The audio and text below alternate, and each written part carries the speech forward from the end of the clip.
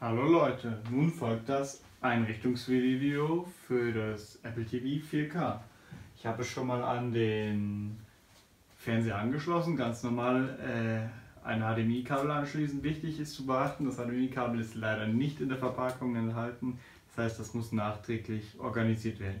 Und es ist nicht zwingend notwendig, das sauteure zu nehmen, was Apple dabei legt, beziehungsweise was man dabei kaufen kann. Zunächst ganz normal HDMI-Anschluss und Strom. Ich werde den über WLAN einrichten. Zunächst müssen wir den Eingang wählen. Es wäre in meinem Fall HDMI 2.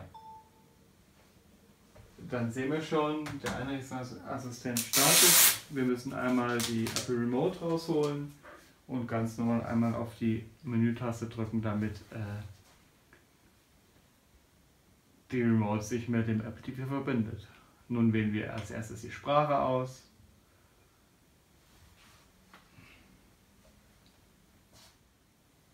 Genau, dann einmal Deutschland. Dann klicken wir auf Weiter und fragen, ob wir Siri verwenden möchten. Wir möchten Siri verwenden. Dann fragt er, ob wir es manuell konfigurieren möchten oder mit einem Gerät. Und wir wählen einmal mit Gerät konfigurieren aus.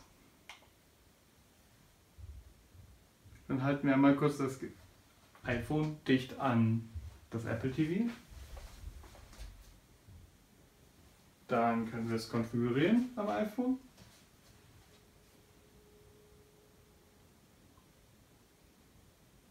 Dann fragt er einmal nach dem Code, den geben wir einmal ein.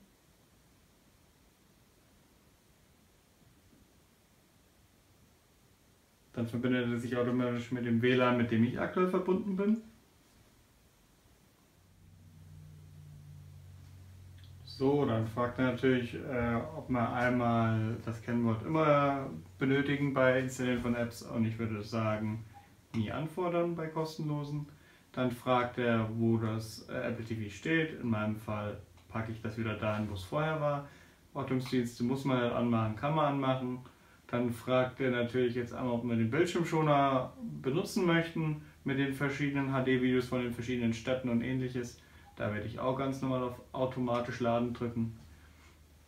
Dann fragt er nach Analysedaten, kann man machen, muss man nicht machen. In meinem Fall mache ich es jetzt, genauso wie App-Entwickler teilen, mache ich genauso.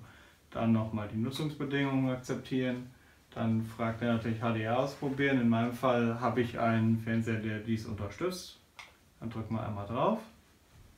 Dann springt der Fernseher kurz nochmal an, trennt sich kurz und verbindet sich wieder. Dann fragt er, ob wir es behalten möchten, und dann drücken wir einmal auf OK. Und schon haben wir den Apple TV 4K eingerichtet. Und wir sehen schon verschiedene Sachen, die wir schon mal geöffnet haben. So, bei Fragen unten in die Kommentare und für einen Daumen hoch würde ich mich auch freuen. Dankeschön!